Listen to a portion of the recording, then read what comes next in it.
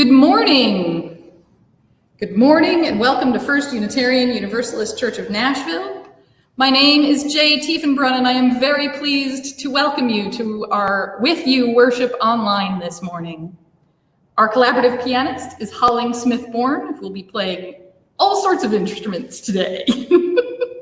Welcome to our online worship.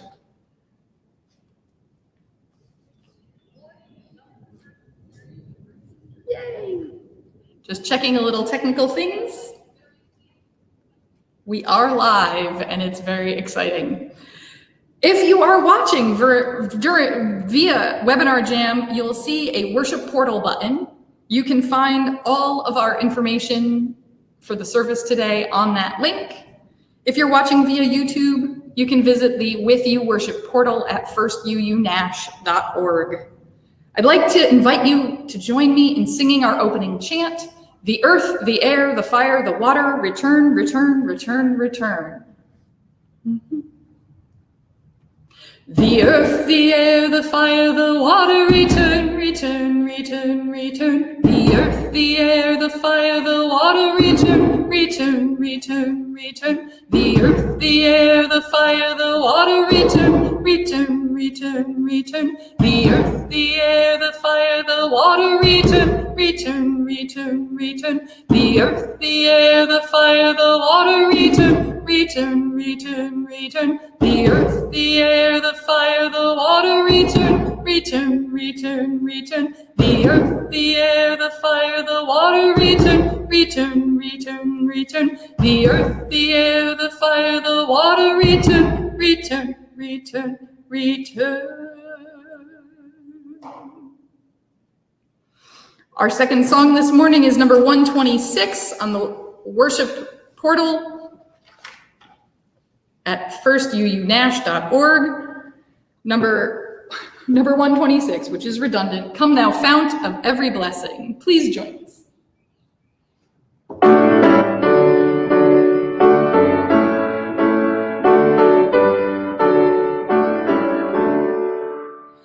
Come thou fount of every blessing, tune our hearts to sing thy grace. Streams of mercy never ceasing, call for songs of loudest praise. While the hope of life's perfection fills our hearts with joy and love, teach us ever to be grateful. May we still thy goodness prove. Come thou fount of every vision, lift our eyes to what may come.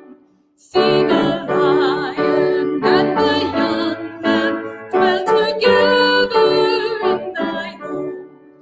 Hear the cries of warful silent, feel our love glow like the sun.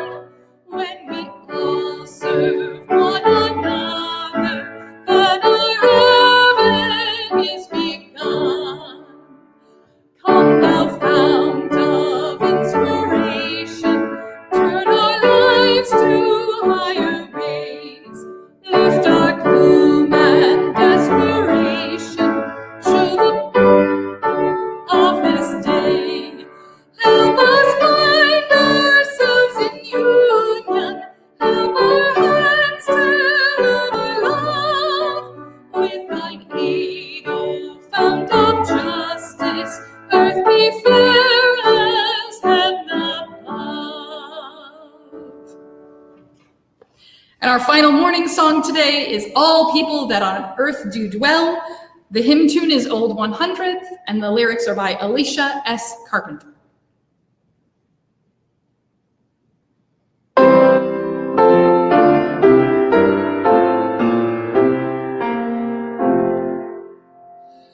All people that on earth do dwell, sing ye aloud with cheerful voice.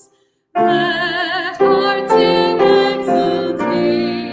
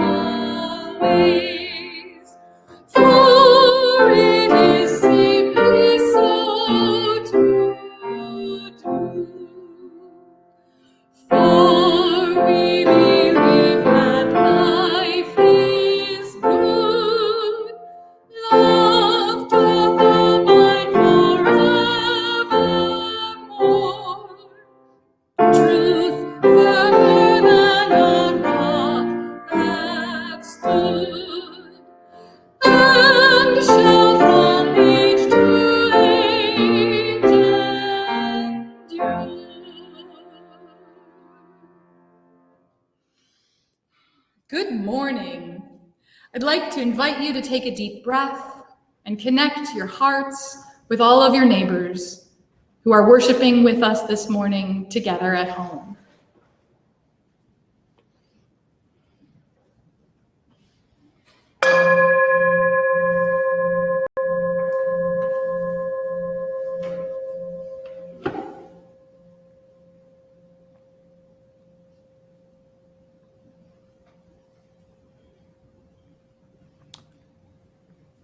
The words for the chalice lighting are written by Eric A. Heller Wagner. Blessed is the fire that burns deep in the soul. It is the flame of the human spirit touched into being by the mystery of life. It is the fire of reason, the fire of compassion, the fire of community, the fire of justice, the fire of faith. It is the fire of love burning deep in the human heart, the divine glow in every life.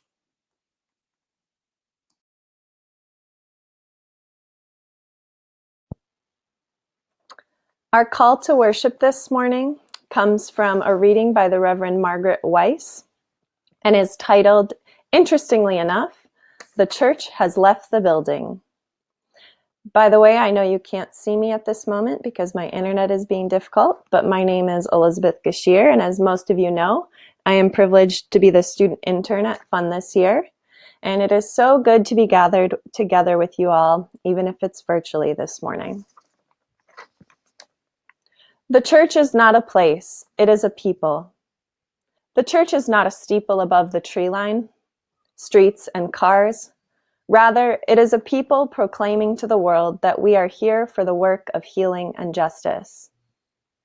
The church is not walls built stone upon stone, held together by mortar, but rather person linked with person, whether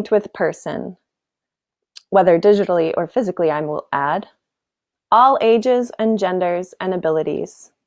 A community built on the foundation of reason, faith, and love. The church is not just a set of doors open on Sunday morning, but the commitment day after day and moment after moment of our hearts creaking open the doors of welcome to the possibility of new experience and radical hospitality. The church is not simply a building, a steeple, and a pew. The church is a gathering together of all the people, the experiences and fear and love and hope in our resilient hearts. Gathering however we can to say to the world, welcome, come in, and lay down your heartache, pick up hope and love. For the church is us, each and every one of us together, a beacon of hope to the world that so sorely needs it. Hey y'all, this is Karina Daza. I am the Children's Choir Coordinator, and I am joining you guys to be singing Worthy by India Ari.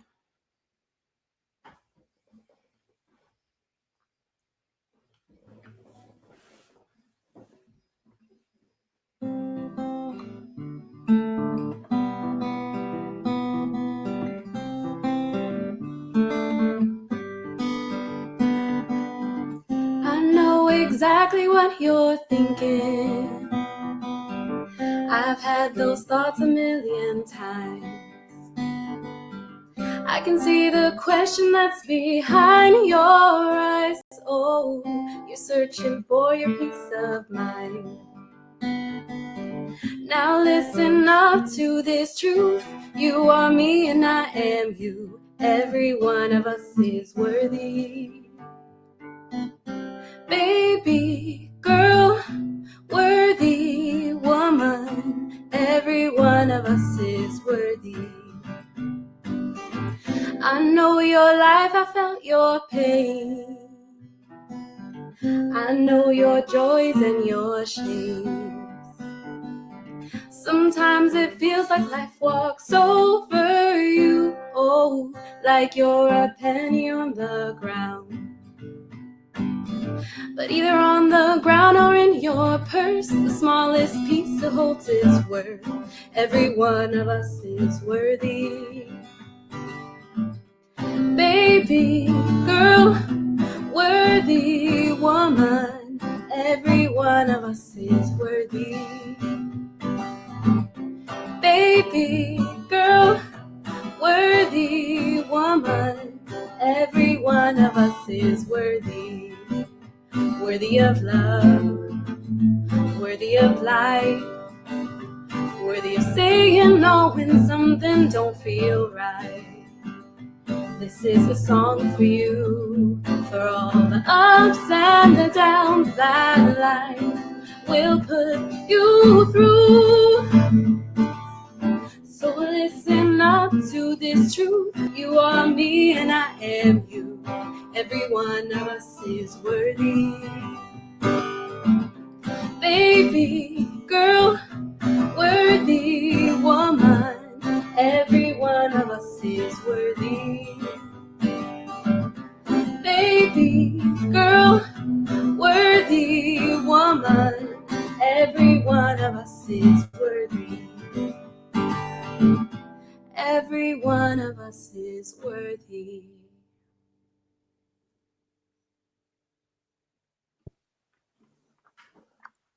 This morning's story for all ages comes from the book Young Water Protectors, a story about Standing Rock by a boy who was 8 years old at the time named Aslan Tudor, and co-written by his mom, Kelly Tudor.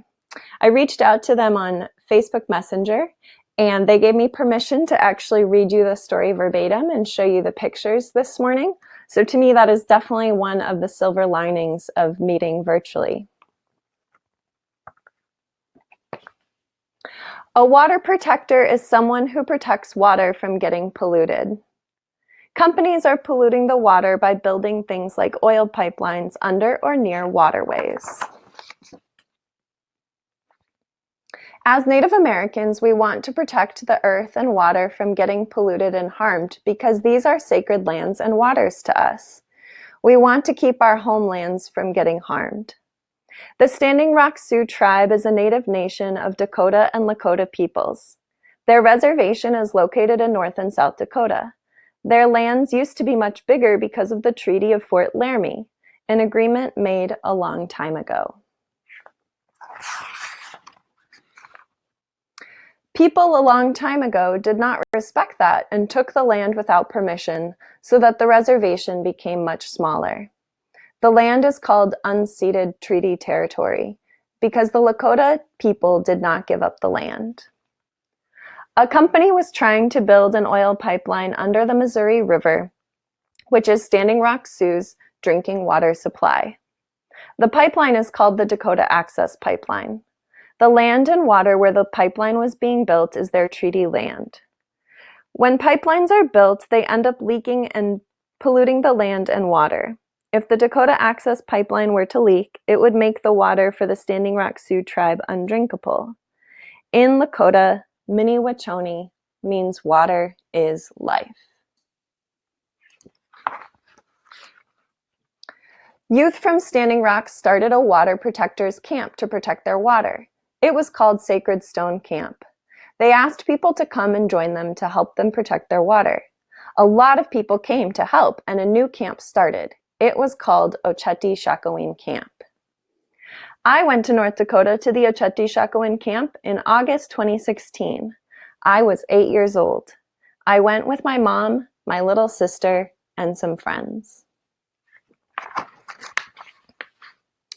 Every day we went to the gates where they were building the pipeline. The morning started with traditional Lakota prayers.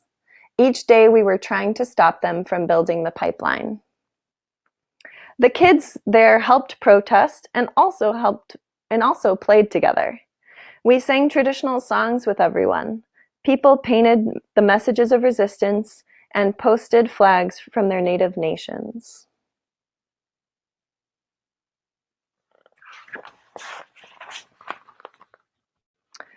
Camp started small, and there were only other Native Americans there. Then camp grew rapidly. After we left, camp grew to around 10,000 people, and it became one of the largest cities in North Dakota. They built a traditional Lakota school, several kitchens, a general store, a medical compound, and many other things. We came back in October 2016. Camp was huge when we got there. There were around 5,000 people there, and there were a lot of teepees and tents. It was much bigger than in August. There were Native people and non-Native people there.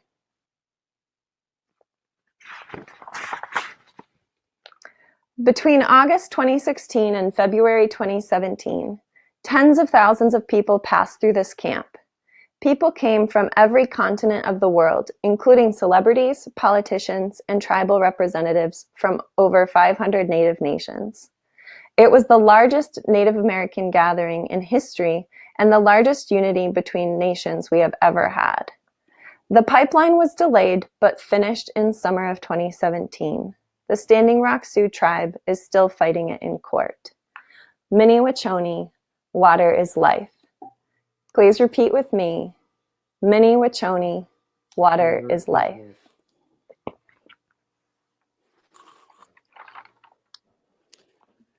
Good morning. My name is Bob Day. I'm a member of this congregation and chair of the Stewardship Committee, and it is my pleasure to welcome you to worship with us this morning. If you are watching live on Webinar Jam, as we progress through the service, you will see blue buttons for our WithYou Worship portal for the offering and for joys and concerns. If you're watching a recording on YouTube, you will find our WithYou Worship portal on our website at firstununashville.org. In either place, when you click the WithYou Worship portal, you will find an order of service, copies of the hymns, information about making an offering, and the submission form for joys and concerns. Ordinarily, joys and concerns are not live streamed, but during our time of online-only connection, we will share joys and concerns if those who have sent them give permission on this form. Joys and concerns submitted after the middle of the live stream service will be shared with permission during next Sunday's service, and all entries on the form will be shared as usual with our lay ministers. As Unitarian Universalists, our spiritual paths vary, but in this congregation we have made a covenant together. We affirm our interdependence, celebrate our differences, and work for justice. We are a welcoming congregation, and we deepen our relationships as we serve our congregation's mission to create community, nurture spiritual growth, and act on our values in the broader world, guided by reason and compassion. I want to extend a special welcome to visitors worshiping with us this morning. If you are seeking a spiritual home, we hope that you may find it here. All are welcome to attend our services, and people become members of this congregation by signing the membership book and supporting the church with their time and finances. If you're considering joining the church, please contact our Assistant Minister for Congregational Engagement, Denise Gouch. Her email address can be found in the staff directory under Contact Us on our website. Following the service, we hope everyone will enjoy at least one of our online opportunities for fellowship. You are especially welcome immediately after the live stream or anytime throughout the week to fix the beverage of your choice and join our virtual coffee hour on Facebook. Find information and links inside the WithYou Worship portal. There are many announcements posted on our website, which I hope you will read. We have two extra that we want to highlight. Scott Weaver is hosting a First UU Nashville coffee hour for an hour and a half on Zoom, Sunday, March 29th at 3 p.m., giving us the chance to connect and see each other, check in, and share. Feel free to drop in for all of it or just for part of it, as it accommodates 100 people at a time. See our website announcements at firstuunash.org for details on how to join. Second, would you enjoy a group chat with one of our ministers? For the next few weeks, while we are all a little cut off from each other, Reverend Gail and Reverend Denise will each be hosting a weekly 1-hour opportunity to meet by Zoom for informal conversation. See firstuunash.org for details on when and how to join any of these activities.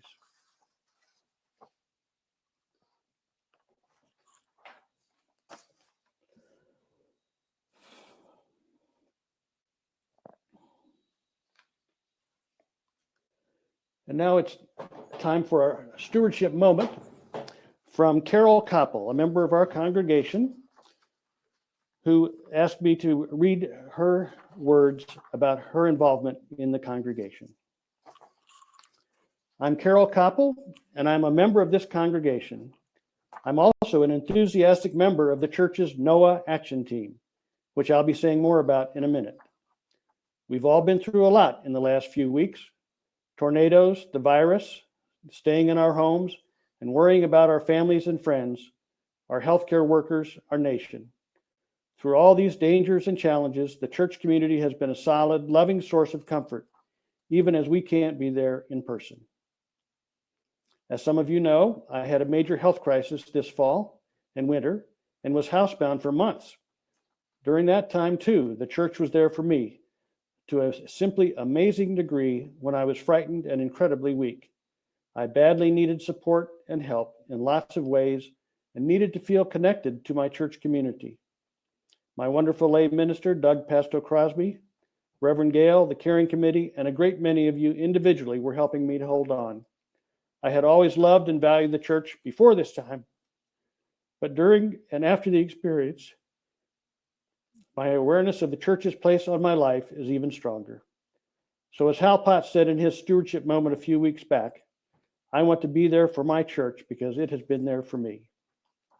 I wanted to say these things first, but I also want to talk about something in the life and work of the church that has meant a great deal to me, our social justice work, and in particular, NOAH. NOAH is the acronym for Nashville Organized for Action and Hope. It's a coalition of congregations, community organizations, and labor unions across the county that work to give voice to traditionally marginalized people. Our church is one of the over 60 member organizations. NOAH works to engage ordinary people in the political and economic decisions affecting their lives, acting as a unified voice for the faith and justice community to act on its values in the public arena. Many of you were involved in last year's listening campaign to determine NOAH's priorities. The result was our 3 current action areas: affordable housing, education, and economic equity and jobs. There is a task force for each area, and each has had important wins. For instance, the Criminal Justice Task Force last year played a significant role in bringing about the Community Oversight Board. The Economic Equity Task Force teamed up with other partners to get Tennessee's first Community Benefits Agreement. As plans were beginning for the soccer stadium, we were able to negotiate and get things the local community near the stadium wanted, including a decent minimum wage for all workers, affordable housing, and a daycare center. Working on critical issues like these and seeing results in the city is very rewarding. Equally great for me has been working with such a diverse group of Nashvillians. Here at FUN, the NOAH Action Team works to connect our congregants with NOAH across the city. Many of you have been involved through your financial support, attending the public events where we show through showing up in large numbers that we are a broad and committed constituency in Nashville. In a recent retreat of the NOAH Action Team, we were each asked to share one of our spiritual practices. What came to mind for me is meeting with NOAH folks across the city, hearing the voices of people I likely would not have otherwise met, and working together for what we want to see happen in Nashville. That is a spiritual practice for me. I was drawn to NOAH in part to get beyond the bubble of almost entirely white middle-class people in my neighborhood, my circle of acquaintance, and even here at our church.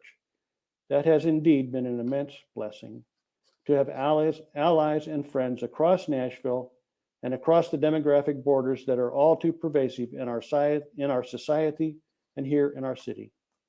To sit in a NOAH meeting and hear the determined voices of people from all walks of life, speaking up for what their communities need and committing to work together for these things, it is a very healing and energizing thing for me in this dark time.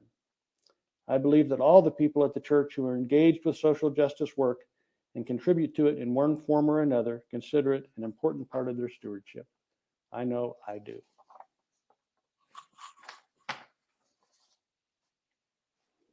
Thank you, Carol. We appreciate your ongoing work with NOAH. And now that we are an online-only congregation, what we used to call the offering is now called tipping the servers and delivery drivers. We hope that you will consider making an online donation at our website. You may know that we share every part of Sunday's collection with an organization working outside our congregation, but in alignment with our values. In the month of March, the group is the Major Minors, the youth choir associated with Nashville in Harmony. And this is the last Sunday to give to Major Minors. If you are watching on Webinar Jam, you can use the offering button to go to our website donation page. If you are watching on YouTube, you will be able to read more about our Share the Plate recipients and access our online donation form on the WithYou Worship portal at our website, firstuunash.org, or go directly to the donation page. Please go ahead and set up a recurring donation on our website. No amount is too small. Our cooks and drivers will appreciate your ongoing support. As always, your generosity, like your presence with us online, is received with deep gratitude. Thank you.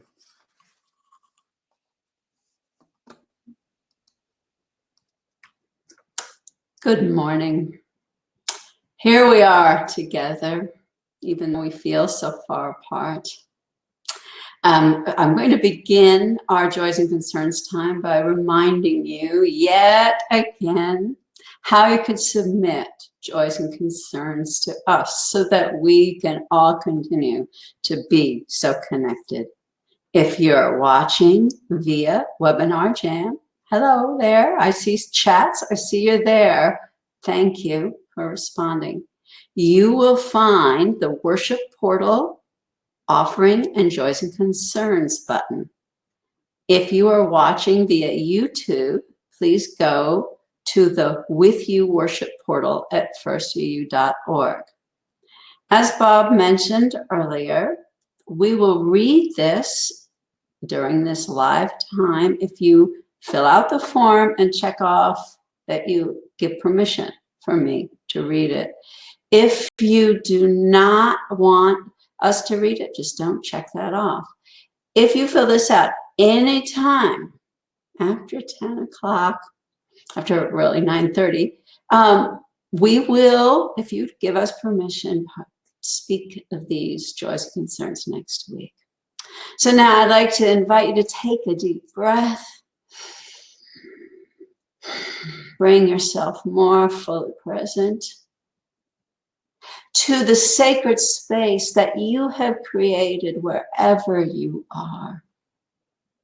To this gathered community, those who are around you and those that are with you out here in the virtual world. And to yourself, I invite you to become more fully present to yourself.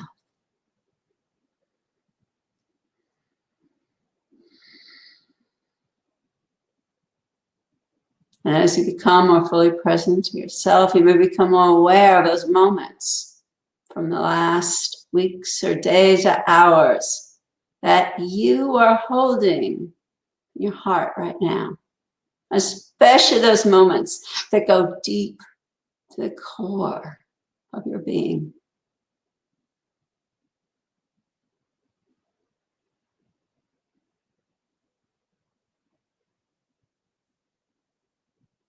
And if there are any of those joys, concerns, or sorrows that you'd like to share with this gathered community, you're invited to do so. We will read them after the following music. This music is time for us to center and meditate together on this community and all that we are to each other and your community, in your neighborhood, in your family, in your friendship circle. Let us now meditate and listen.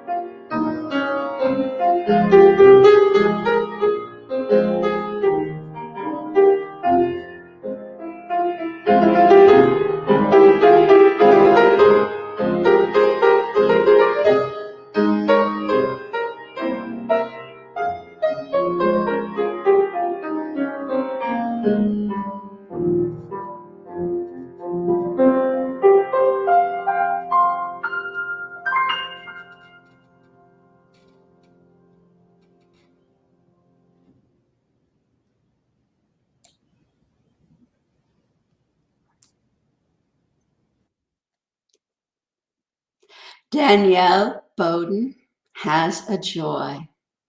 I work from home Sunday through Thursday, and the quarantine has allowed me to attend my first UU service. I've always wanted to attend, and this is giving me so much joy. Welcome, Danielle. Rachel Rogers is sharing with us a joy. Ashley and I are so happy to share that Ellis is going to be a big sister in October. Congratulations, Rachel and Ashley. Okay, we have Lois Wagner is sharing a joy with us. Oh, I'm sorry. She's sharing a concern with us. She says, my best friend and his partner of 40 years are sequestered on the Holland America Zaandam cruise ship in the Panama Canal, trying to find a place to dock. My friend's partner is sick. I am keeping them in my heart every minute of every day. Lois, we join you in keeping them in our hearts.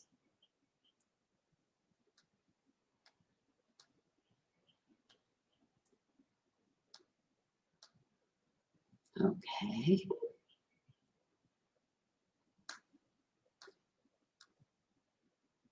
Bill Latimer has submitted a concern.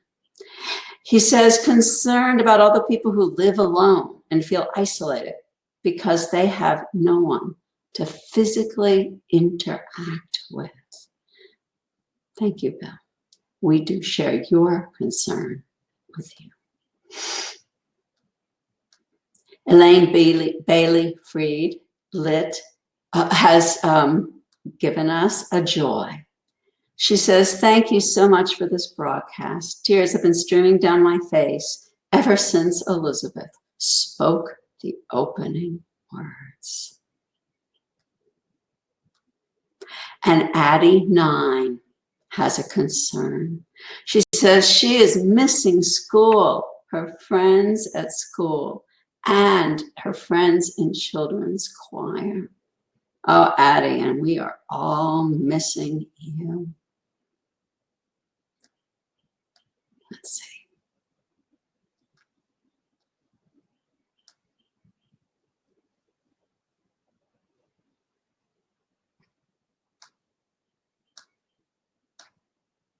Evelyn Cotton would like to share with us a concern. Evelyn says, I wish I was at church and I miss everyone.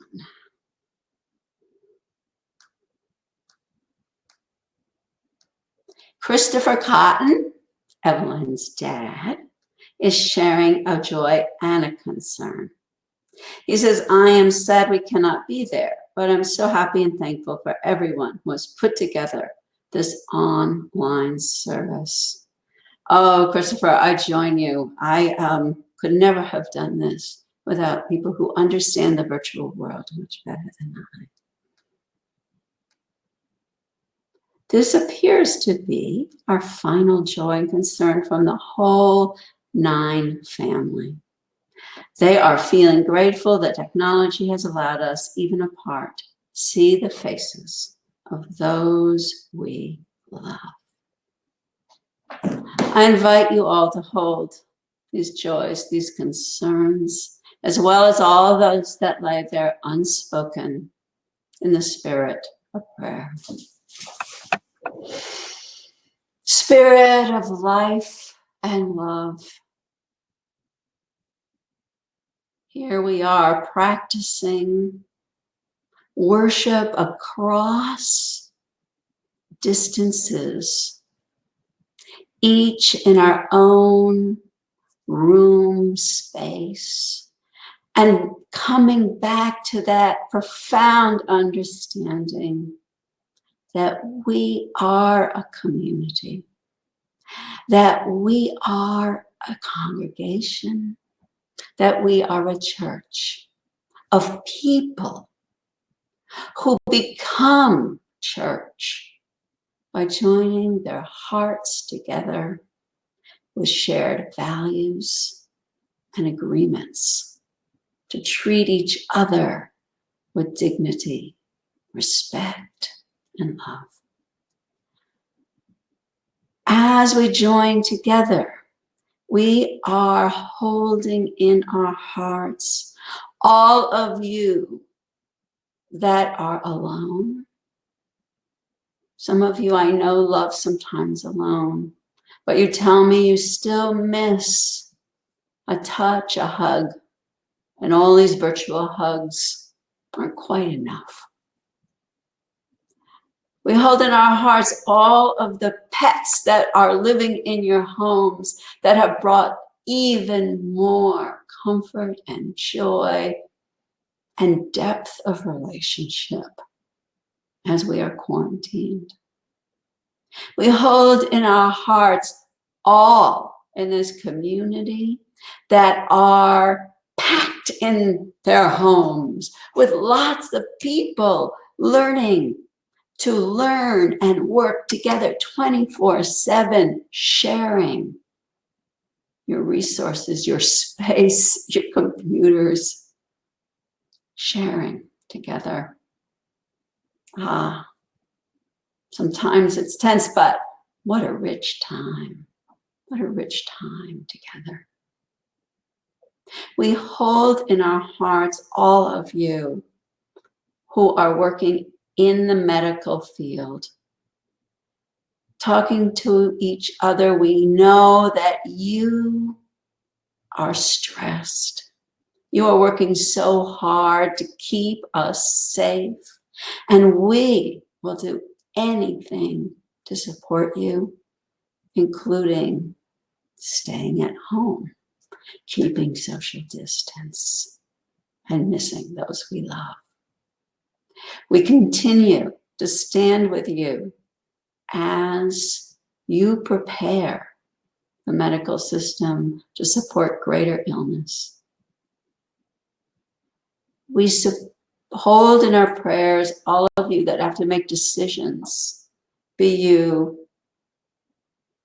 our mayor, our city, our metro council, the people in the medical field who are working so hard to respond to this very strange and unusual time, a time of great danger and opportunity, as well as respond to the day-to-day problems and the tragedies, like the tornado that people are still recovering from. We hold all of those people in our hearts. The least of these who have no home at this place, who are now being able to just go to shelters that are just being built, created right now. We hold all in this city together as we reach out, do what we can. We give support and love to all of you who are volunteering because you can go out there, who are helping people get unemployment as people are, those of you are being laid off, and so on. These are times of many prayers, many prayers. We hold you all with love and ask you to continue to reaching out virtually or doing errands for people, calling people, loving people from afar, day by day, holding them all in your prayers. Blessed be, and amen.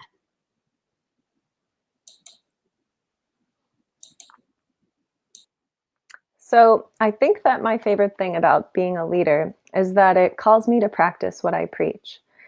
And so if any of you are like me, I so appreciated that prayer from Reverend Gail. But also near the end, I noticed that I hadn't moved my body since the service started, and that I was holding myself rather stiffly, and that I wasn't breathing deeply. So I invite you now to adjust your position if you need to get more comfortable. You are at home after all. And maybe do a little stretching and take a few deep breaths as I read for us our reading this morning, which comes from a poem by Joy Harjo. And she is a member of the Muskogee Creek Nation who was appointed to the Poet Laureate in 2019. The poem is called "For Calling the Spirit Back from Wandering the Earth in Its Human Feet." Put down that bag of potato chips, that white bread, that bottle of pop. Turn off that cell phone, computer, and remote control. But not right now. Open the door, then close it behind you. Take a breath offered by friendly winds. They travel the earth, gathering essences of plants to clean. Give it back with gratitude. If you sing, it will give your spirit lift to fly to the stars' ears and back. Acknowledge this earth who has cared for you since you were a dream planting itself precisely within your parents' desire. Let your moccasin feet take you to the encampment of the guardians who have known you before time, who will be there after time. They sit before the fire that has been there without time. Let the earth stabilize your post-colonial insecure jitters. Be respectful of the small insects, birds, and animal people who accompany you. Ask their forgiveness for the harm we humans have brought down upon them. Don't worry. The heart knows the way, though there may be high-rises, interstates, checkpoints, armed soldiers, massacres, wars, and those who will despise you because they despise themselves. The journey might take a few hours, a day, a year, a few years, 100, 1,000, or even more. Watch your mind. Without training, it might run away and leave your heart for the immense human feast that set by the thieves of time. Do not hold regrets. When you find your way to the circle, to the fire kept burning by the keepers of your soul, you will be welcomed. You must clean yourself with cedar, sage, or other healing plant. Cut the ties you have to failure and shame. Let go the pain you are holding in your mind, your shoulders, your heart, all the way to your feet. Let go the pain of your ancestors to make way for those who are heading in our direction. Ask for forgiveness. Call upon the help of those who love you. These helpers take many forms: animal, element, bird, angel, saint, stone, or ancestor. Call your spirit back. It may be caught in corners and creases of shame, judgment, and human abuse. You must call in a way that your spirit will want to return. Speak to it as you would to a beloved child. Welcome your spirit back from its wandering. It may return in pieces, in tatters. Gather them together. They will be happy to be found after being lost for so long. Your spirit will need to sleep a while after it is bathed and given clean clothes. Now you can have a party. Invite everyone you know who loves and supports you. Keep room for those who have no place else to go. Make a giveaway, and remember, keep the speeches short. Then you must do this. Help the next person find their way through the dark. I now invite you into a spirit and posture of meditation. Remember, take advantage of being at home and get cozy and comfy. Let's take 3 deep breaths together, remembering that when we breathe, expanding and contracting our diaphragms, we are creating and transmitting positive vibrations that remind us we are always connected energetically.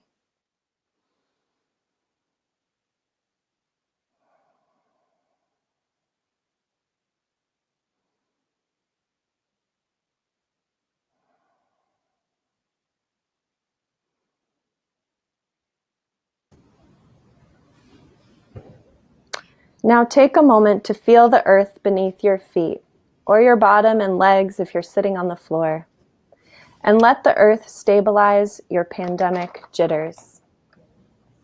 Then take another deep breath in, remembering that your heart knows the way, though there may be viruses, death, physical distancing, unemployment, economic instability, and so much uncertainty. Breathe out fear, anger, sadness, isolation, and worry. Breathe in the reality that you have friends, family, and a whole spiritual community who loves you, who you can call on for help along with the other helpers, like the animals, elements, birds, angels, saints, stones, and ancestors. Breathe out shame, judgment, and guilt. Breathe in as you call your spirit to return. Breathe out as you speak to your spirit as you would a beloved child. Hello, spirit. Breathe in and breathe out as you welcome your spirit back from its wandering. This is one dance of redemption at your spirit's welcome home party. May it be so.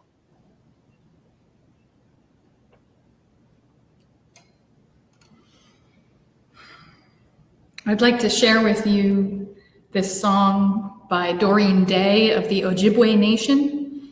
She created this song at the urging of her grandson as they talked about water and traveled past the river every day. It is their desire for this song to be widely shared.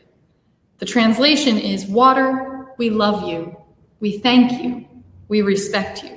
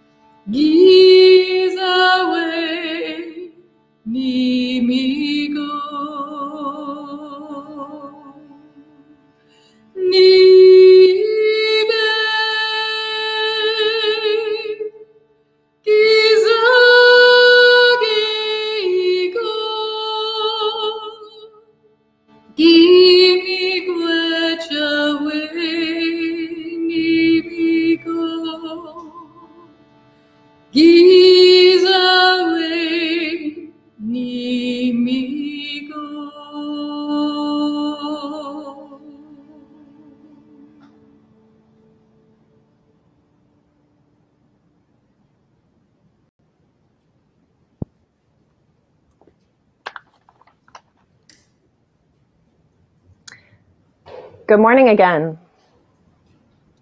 By the time I had the honor of going to exist in resistance with the Standing Rock Sioux for 6 days at the Oceti-Sakowin camp in November of 2016, I had been calling my spirit back from wandering for a number of years.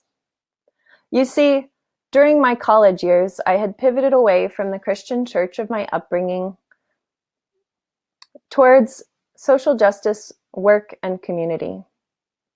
As I often say, community organizing became my church.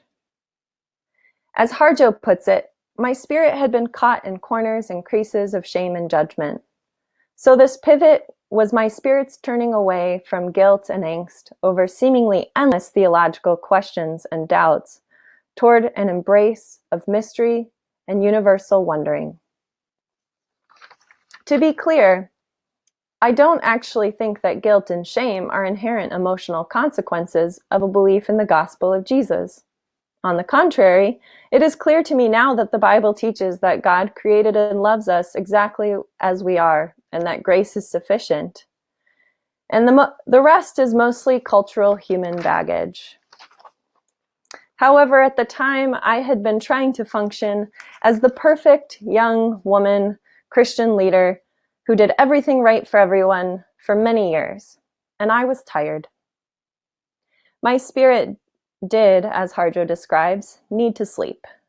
A while after it was bathed and given clean clothes, and in my early 20s, it mostly rested in the form of agnosticism, while my body and mind and heart kept actively working on movements and campaigns, whether for Palestinian liberation, labor rights, social justice and education, or Black Lives Matter. Yet eventually, I realized that I was replicating many of the same patterns of my former self: overworking, perfectionism, and identifying my worth in my productivity rather than in my inherent value as a living creature. I was tired again. So I pivoted once more, this time going back to retrieve my identity as a spiritual being, and then moving forward to search for relevant spiritual practices that fit my new sense of self and my new beliefs and knowledge of the world. As I worked on this sermon, I realized with delight that that is the time when I became a pagan in the most literal sense. You see, I learned from one of my professors this semester that the word pagan originally meant a country dweller, one who worshipped at home instead of walking to and from the communal gathering place for ritual. I suppose that means that, in a way, we are all pagans today.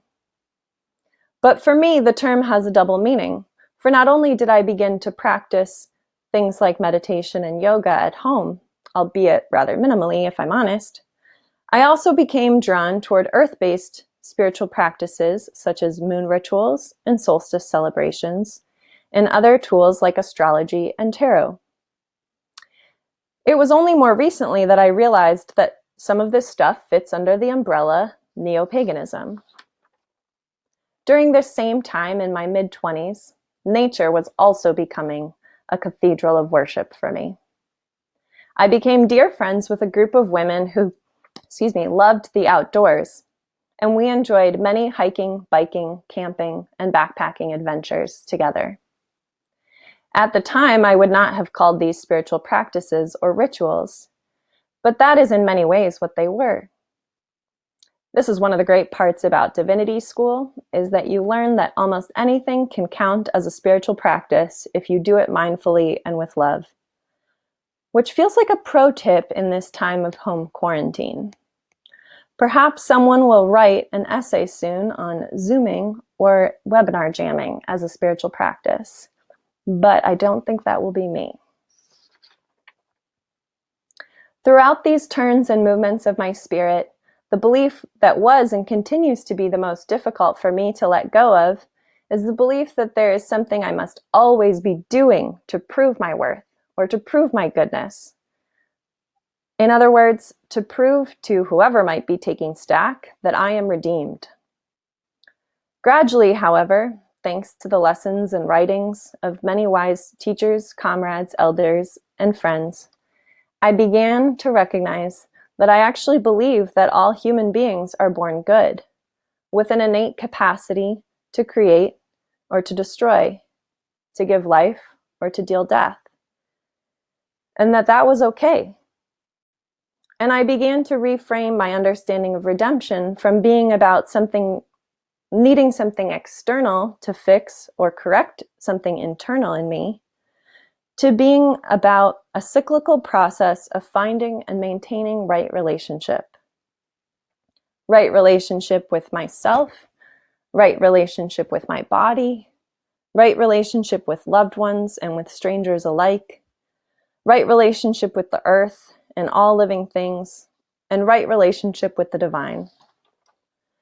Essentially, I realized redemption comes through covenanting with oneself, other people, the planet, and the divine, to strive for wholeness and life and love and abundance.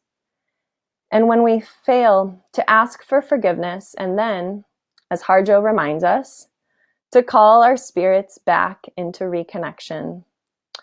And then to frequently and spontaneously have parties to celebrate our individual and collective healing. And then we are called by our humanity to repeat this process, bringing other people on this journey with us. This may sound lovely or fluffy or surface level or even mundane at this point, but as anyone who has lived in a covenantal relationship, such as a marriage, partnership, or faith community knows, staying in right relationship, or even getting in right relationship in the first place, is hard, messy, complicated, and sometimes downright miserable work, especially in our world of extreme power differentials, with its histories of oppression and exploitations. It can sometimes feel that violence and greed and destruction are winning and will keep on winning. I think this points us toward why the movement at Standing Rock to stop the Dakota Access Pipeline was so profoundly significant, not only for Indigenous people everywhere, but also for everyone who hungers and thirsts for healing and for right relationships with other people in the earth. For many Indigenous people, especially in North America, who have faced and continue to face the repercussions of hundreds of years of genocide, of their many distinct cultures, languages, nations, peoples, and ways of life. Standing Rock as a movement represented the homecoming of a collective spirit of resistance and liberation. It was a returning to and a recreation of the encampment of the guardians that Harjo talks about, where the sacred fire has always been burning.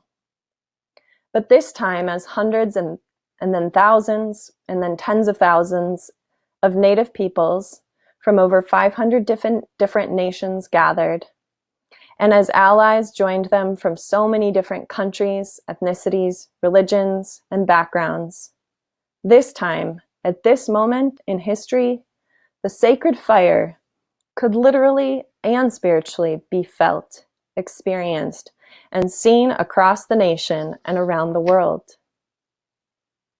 My time at Standing Rock, even though it was so brief, taught me one of the greatest spiritual lessons of my life. That ceremony is resistance, and resistance is ceremony. In other words, that prayer is resistance, and resistance is prayer.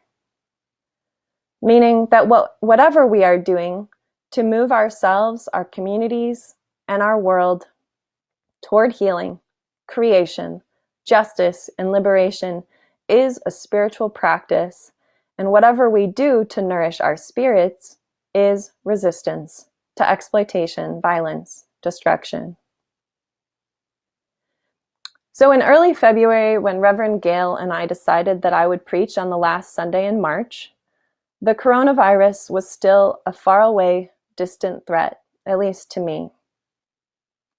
I was listening to the news and grieving for my siblings in China and worrying some about its spread. But never did I imagine that in less than 2 months, we would be living through a global pandemic for the first time, and everything about life as we knew it would be completely and irreversibly changed. At first glance, it may not seem like Standing Rock has much direct relevance for this moment and how we're feeling right now. After all, that was a struggle against a man-made pipeline in a specific geographical location, and this is a global pandemic. Yet pipelines and this particular pandemic have more in common than we think, for they both resulted from a distorted human relationship with natural resources. The Dakota Access Pipeline was being constructed to, of course, transport the resource of oil. And as we are starting to learn from the scientific community, the various strands of coronaviruses originated in bats and were transmitted to humans because of human exploitation of animals, which most of us also treat as a natural resource. Both things are really about our current capitalist systems that are based on greed, exploitation, overconsumption, and power over.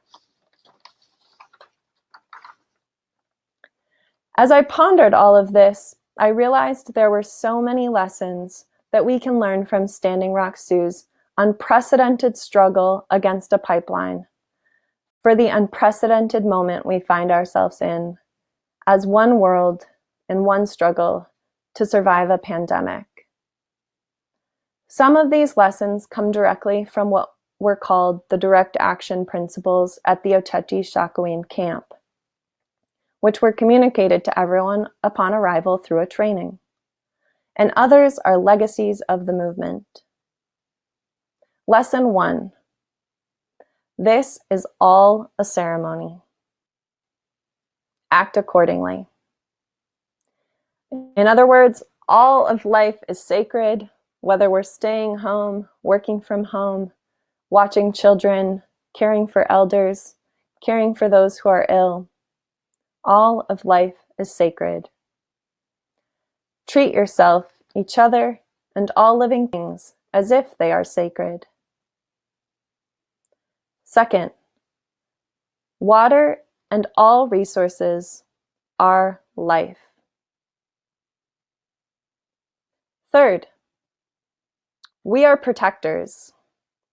We are called to resist greed, exploitation, profiteerism, and violence, because our faith calls us to protect and preserve each other and the resources of this beautiful natural earth, not only for ourselves, but for future generations. Fourth, we are peaceful and prayerful. One of the things that was so profound at Standing Rock was the fact that although the traditional Lakota prayers were what opened every ceremony and led every action and persisted throughout the whole day, everyone's prayers of every single religion or non-religion were completely welcomed. Fifth and finally, there must be food, song, and dance in abundance at our spiritual homecomings. There's a story I wanted to recount for you briefly from Standing Rock, where there had been an action where the response of the police was extremely violent, and a lot of people were feeling discouraged in the camp. So they put out a call for the jingle dress dancers from any tribe or nation to come and gather at Standing Rock, and just the day before. And the next day, many arrived. And this article recounts, without a word, women and girls joined the circle.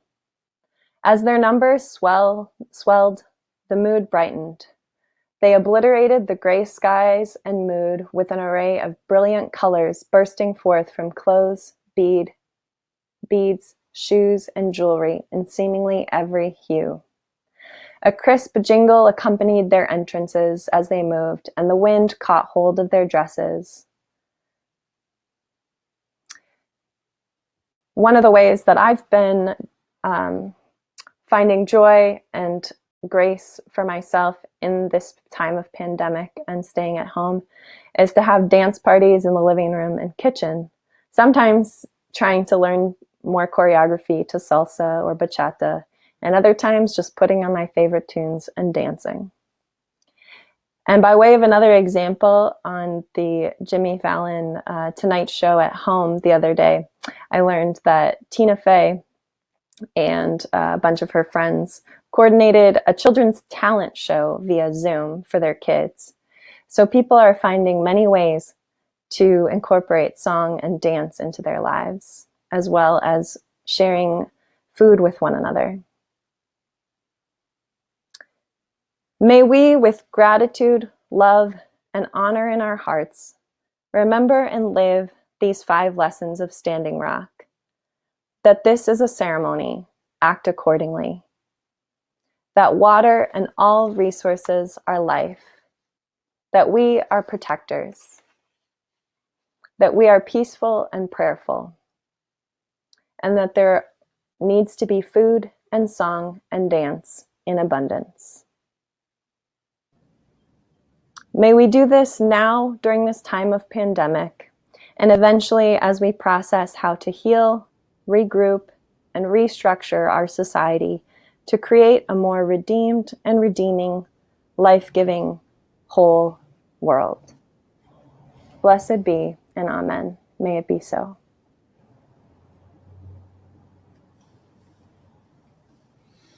Our final hymn this morning is number 412 in our Singing the Living Tradition hymnal, Let Hope and Sorrow Now Unite.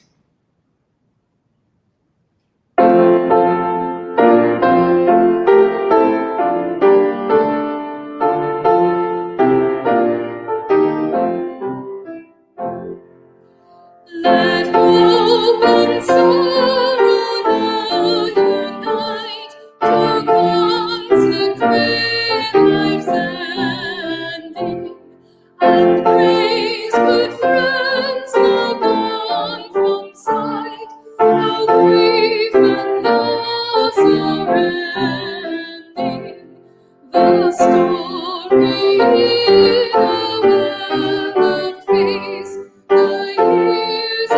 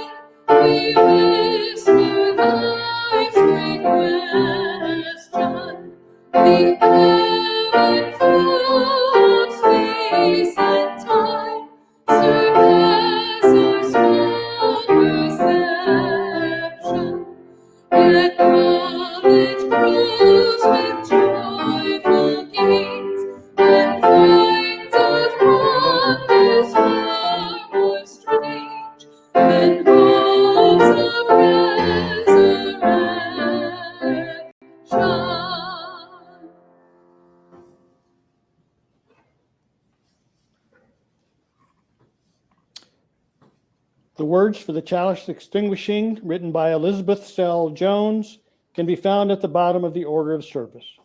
Please join with me. There's this flame. We extinguish this flame, but not the light of truth, the warmth of community, or the fire of commitment. These we carry in our hearts until we are together again.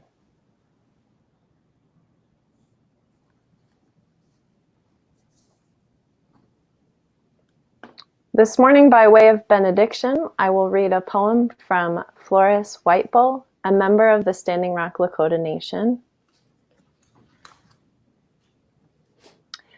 I've been woken by the spirit inside that demanded I open my eyes and see the world around me.